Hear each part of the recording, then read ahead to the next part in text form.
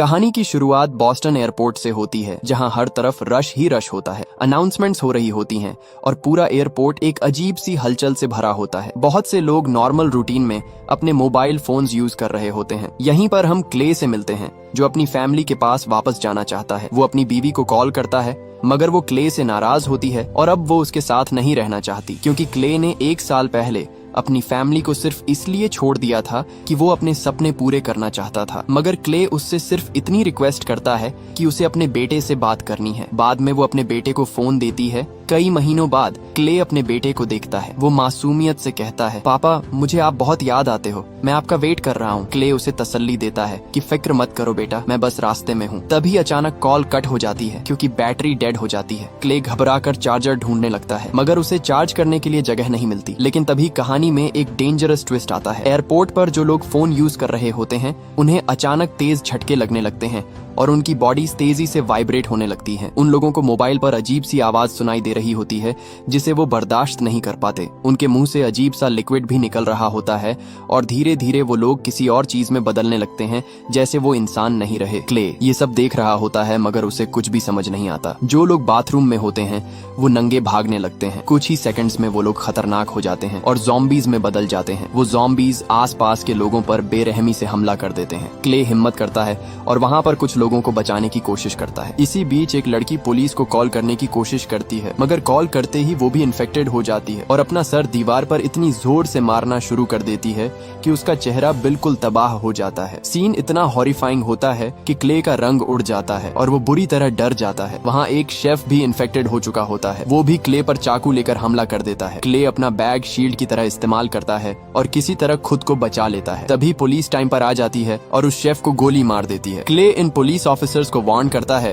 कि मोबाइल इस्तेमाल मत करना, वरना तुम भी इन्फेक्टेड हो जाओगे। क्ले समझ जाता है कि अकेले रहने का मतलब मौत को बुलाना है, इसलिए वो पुलिस के पीछे जाने लगता है ताकि सेफ रह सके। वो एयरपोर्ट के 2nd फ्लोर पर जाता है, लेकिन वहाँ भी वही हाल होता है और ज़ॉम्बीज हर जगह फैल चुके होते हैं। क्ले बहुत ज्यादा डर चुका होता है, इसलिए वो भागकर कुर्सियों के दरमियान लेट जाता है और जिंदा रहने की कोशिश करता है। तब उसे सिर्फ इन्फेक्टेड लोगों की आवाजें आ रही होती हैं। तभी अचानक 2 प्लेन्स आसमान में टकरा जाते हैं और सीधा एयरपोर्ट की तरफ आने लगते हैं। ये देखकर क्ले फुल स्पीड से मेट्रो स्टेशन की तरफ भागने लगता है ताकि एक्सप्लोजन से बच सके, लेकिन ज़ॉम्बीज उसका पीछा नहीं छोड़ते। वो मेट्रो स्टेशन तक पहुंच जाता है, मगर हैरानी की बात ये होती है कि ज़ॉम्बीज स्टेशन के अंदर आते ही अचानक पैरालाइज्ड हो जाते हैं, जैसे किसी ने उनका कंट्रोल बंद कर दिया हो। क्ले इस मौके का फायदा उठाता है और फौरन वहाँ से निकलने की कोशिश करता है। तभी वहाँ मेट्रो वर्कर्स आ जाते हैं और क्ले को मेट्रो के अंदर ले जाते हैं। मेट्रो के अंदर कुछ लोग अभी तक सेफ होते हैं।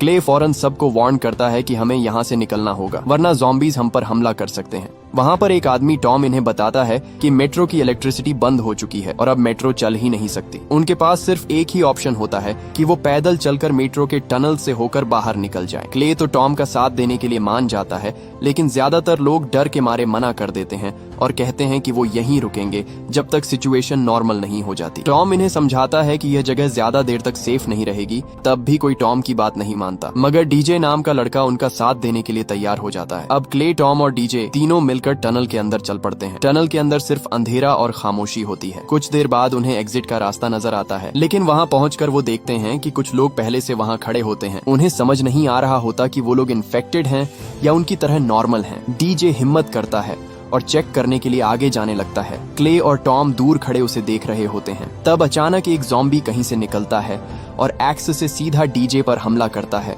और उसे वहीं पर बेरहमी से मार देता है। तब क्ले और टॉम वहां आ जाते हैं और उस ज़ॉम्बी को क्ले मार देता है। एग्जिट पर भी ज़ॉम्बीज खड़े हुए थे और वो भी उन पर हमला कर देते हैं। अचानक वहाँ हल्ला मच जाता है। क्ले और टॉम सामने वाली सीढ़ियों पर तेजी से ऊपर चढ़ते हैं। ज़ॉम्बीज भी उनका पीछा कर रहे होते हैं, मगर बिल्कुल लास्ट मोमेंट पर वो दोनों टनल से बाहर निकल जाते हैं। वो ज़ॉम्बीज बाहर निकलने की पूरी कोशिश करते हैं, मगर टॉम एक कूड़ादान उठाकर टनल के मुंह पर रख देता है ताकि ज़ॉम्बीज उनके पीछे न आ सकें। क्ले टॉम से कहता है कि उसका स्टूडियो यहीं पास में है। दोनों जब उस बिल्डिंग में जाते हैं तो वहाँ लोगों की डेड बॉडीज पड़ी होती हैं, यानी इस बिल्डिंग के अंदर भी ज़ॉम्बीज आ चुके होते हैं। दोनों आहिस्ता आहिस्ता आगे बढ़ते रहते हैं और जैसे तैसे करके स्टूडियो में पहुंच जाते हैं। वो अंदर से दरवाजा लॉक कर लेते हैं। अब थोड़ी देर के लिए उन्हें सुकून मिलता है, लेकिन क्ले के जहन में सिर्फ एक ही बात चल रही होती है कि उसकी बीवी और बेटा सेफ हैं या नहीं। तभी टॉम उसे अपना मोबाइल देता है ताकि वो मैसेज भेजकर अपनी फैमिली का हाल पूछ सके। क्ले मैसेज टाइप करता है, लेकिन जब वो सेंड करता है तो कुछ अजीब होता है। मैसेज नॉर्मल टेक्स्ट में नहीं जाता, बल्कि अजीब से सिंबल्स और कोडेड लैंग्वेज में कन्वर्ट हो जाता है, जैसे कोई अनसीन सिस्टम सब कुछ कंट्रोल कर रहा हो। दोनों हैरान रह जाते हैं और उन्हें समझ नहीं आता कि दुनिया के साथ असल में हो क्या रहा है। बाद में क्ले मोबाइल को फ्रिज में रख देता है। वो पूरा दिन स्टूडियो में छुपे रहते हैं और प्लान बनाते हैं कि इन हालात में कैसे सरवाइव करना है। तभी दरवाजे पर जोर जोर से नॉक होती है। आवाज सुनते ही क्ले अलर्ट हो जाता है और बेसबॉल बैट उठा लेता है। वो धीरे से दरवाजे के पास जाता है और जब खोलता है तो वहाँ एक लड़की खड़ी होती है जिसका नाम एलिस होता है। उसके हाथ में चाकू होता है और वो डर के मारे कांप रही होती है। एलिस इन्हें बताती है कि उसने अपनी मदर को मार दिया है क्योंकि वो भी ज़ॉम्बी बन गई थी। क्ले उसे आराम से समझाता है कि तुम यहाँ सेफ हो। क्ले उससे चाकू ले लेता है और कहता है कि फ्रेश हो जाओ, कल सुबह हम यहाँ से निकल जाएंगे। बाद में क्ले और टॉम बैठकर बात करते हैं। क्ले कहता है कि उसे महसूस हो रहा है कि उसकी बीवी और बेटा अभी भी जिंदा हैं और वो हर हाल में उनके पास जाना चाहता है। टॉम जवाब देता है कि मैं तुम्हारे साथ हूँ, जो भी होगा हम साथ में फेस करेंगे। एलिस भी वहाँ आ जाती है और कहती है कि वो अकेली नहीं रह सकती, इसलिए वो भी उनके साथ चलने का फैसला करती है। इसलिए वो डिसाइड करते हैं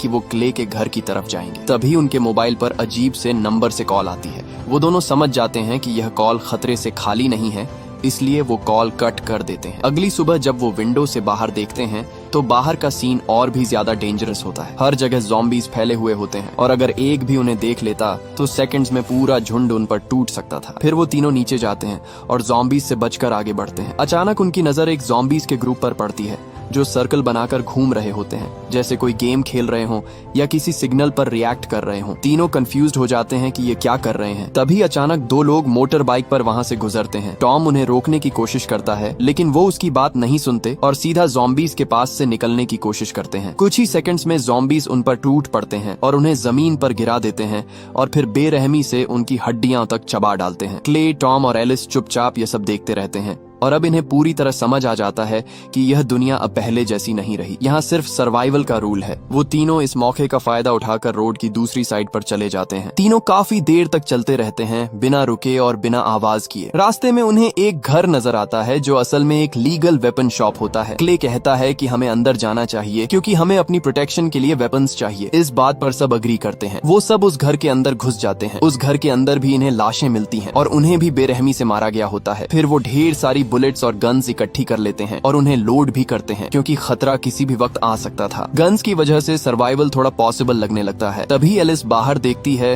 तो उसकी नजर एक लड़के पर पड़ती है जो अकेला झूले पर बैठा होता है। इन्हें लगता है कि यह ज़ॉम्बी नहीं हो सकता क्योंकि ज़ॉम्बीज झूले पर नहीं बैठते। वो उसके पास आहिस्ता आहिस्ता जाते हैं, लेकिन अचानक ट्विस्ट आ जाता है। वो लड़का असल में इन्फेक्टेड ज़ॉम्बी होता है। वो अचानक उन पर हमला करने लगता है, मगर क्ले उसे एक ही शॉट में खत्म कर देता है। लेकिन असल खतरा तो अब शुरू होने वाला था। गोली की आवाज पूरे एरिया में गूंज जाती है और आसपास के सारे ज़ॉम्बीज उनकी तरफ अट्रैक्ट हो जाते हैं। ज़ॉम्बीज को देखकर तीनों भागने लगते हैं, मगर अब ज़ॉम्बीज की तादाद लगातार बढ़ रही होती है। चारों तरफ से ज़ॉम्बीज निकलकर उनका पीछा करते हैं और सिचुएशन कंट्रोल से बाहर हो जाती है। वो काफी देर तक भागते रहते हैं और आखिर एक दरिया के पास पहुंच जाते हैं। वो उन पर गोलियां भी चलाते हैं, मगर एक एक करके ज़ॉम्बीज को मारना इम्पॉसिबल था क्योंकि ज़ॉम्बीज तादाद में बहुत ज्यादा होते हैं। अब उनके आगे पानी होता है और पीछे ज़ॉम्बीज। यहाँ से निकलने का कोई रास्ता नहीं होता। कुछ ही सेकंड्स में ज़ॉम्बीज वहाँ पहुंच जाते हैं, लेकिन उन्हें वो तीनों कहीं नजर नहीं आते। असल में वो तीनों एक पुरानी बोट के नीचे छुप जाते हैं